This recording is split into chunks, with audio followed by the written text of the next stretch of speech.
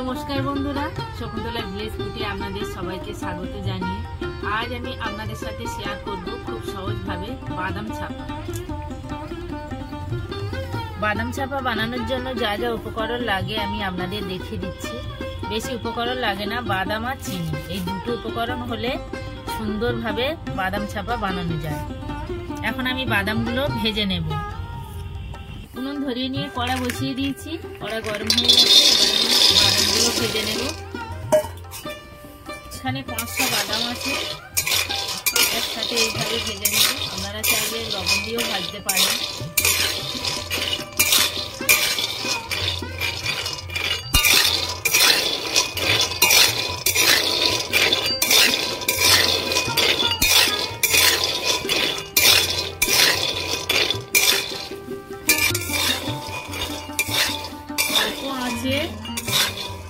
আস্তে আস্তে জাল দিয়ে আমি বাদামগুলো ভেজে নিয়েছি। বাদামগুলো ভাজতে আমার 10 মিনিট সময় লেগেছে। ঠান্ডা হয়ে গেলে আরো ভালো খোলা ছাড়িয়ে যাবে। এবার আমি ঢেলে নেব।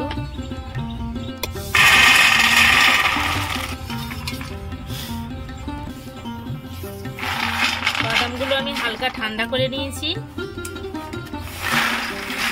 তুলোর মধ্যে ঢেলে নেব। খোলা ছাড়িয়ে যাচ্ছে, এইভাবে আমি সবগুলো খোলা ছাড়িয়ে নেব। অল্প আঁচে ভাজলে কি হয়, সুন্দর সাদা থাকে। আস্তে আস্তে জাল দিয়ে ভাজলে সাদা হয় ভালো, নাহলে পুড়ে যায়।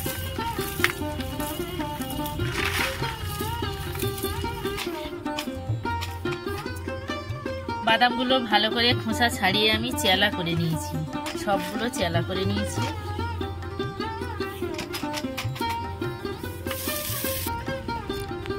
আমি এখানে একটা বাটি নিয়েছি, বাটি মেপে মেপে আমি চিনি দেব। 1 বাটি দিলাম, 2 বাটি চিনি। এখানে 400 চিনি আছে।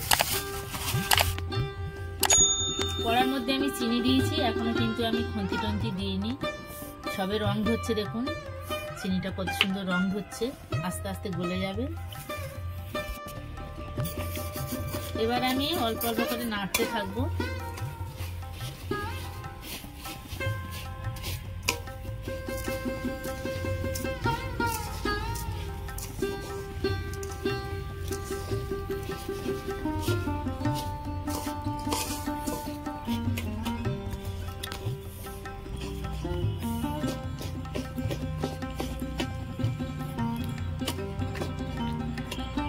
এইভাবে নাড়তে নাড়তে চিনিটা একদম গলে যাবে, গুড়ে পরিণত হয়ে যাবে।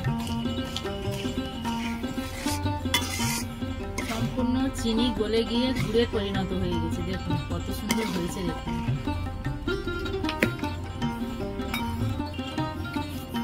500 বাদাম ভেজে নিয়ে, বাদাম ভাজলে তো কমে যাবে। এই বাটি মেপে আমি চিনি দিয়েছি, এই বাটি মেপে আমি বাদাম দেব।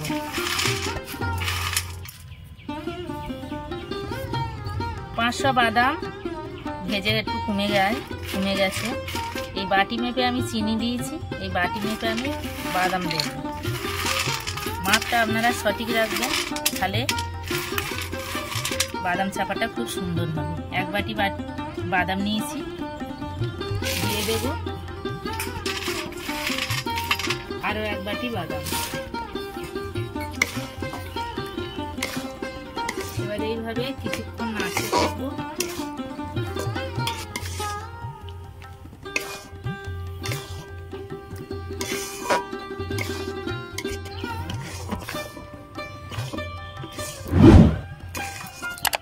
বাদাম দিয়ে আমি ভালো করে নাড়াচাড়া করে নিয়েছি।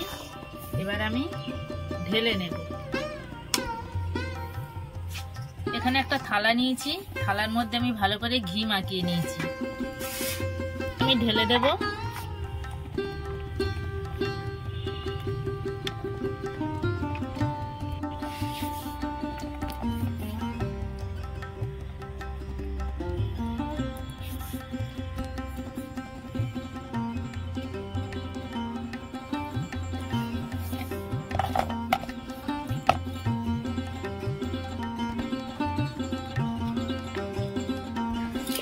আমি এখানে একটা বাটির পিছনে তেল মাখিয়ে নিয়েছি।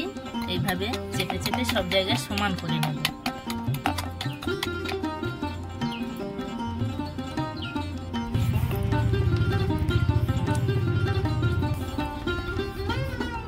থালার মধ্যে ঢেলে আমি ভালো করে সমান করে নিয়েছি।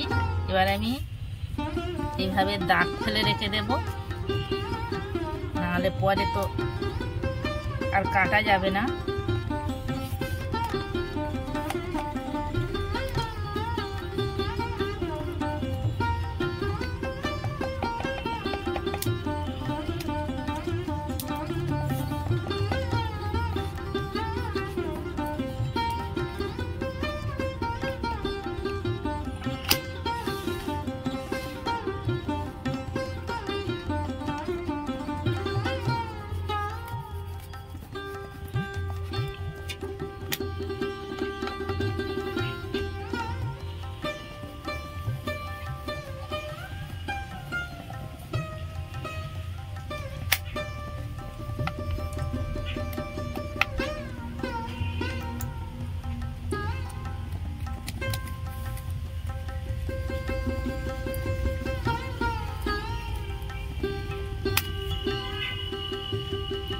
এবার এটা আমি 1 ঘন্টা পরে এটা তুলে আপনাদের দেখাবো।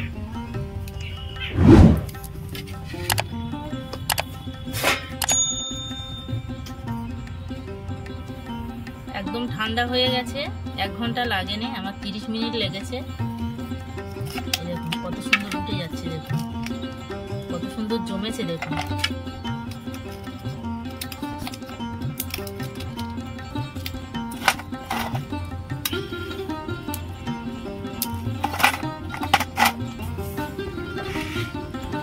দেখুন বন্ধুরা, বাদাম ছাপা একদম রেডি, কত সুন্দর হয়েছে দেখুন।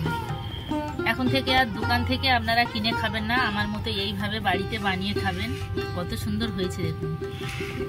আমার এই বাদাম ছাপা রেসিপি আপনাদের কেমন লেগেছে কমেন্টে জানাবেন, লাইক করবেন, বন্ধুদের সাথে প্রচুর প্রচুর শেয়ার করবেন। প্রতিদিন নিত্য নতুন রেসিপি পাওয়ার জন্য আমার চ্যানেলটাকে সাবস্ক্রাইব করবেন। আপনারা ভালো থাকবেন, সুস্থ থাকবেন, দেখা হচ্ছে পরের ভিডিওতে। ধন্যবাদ।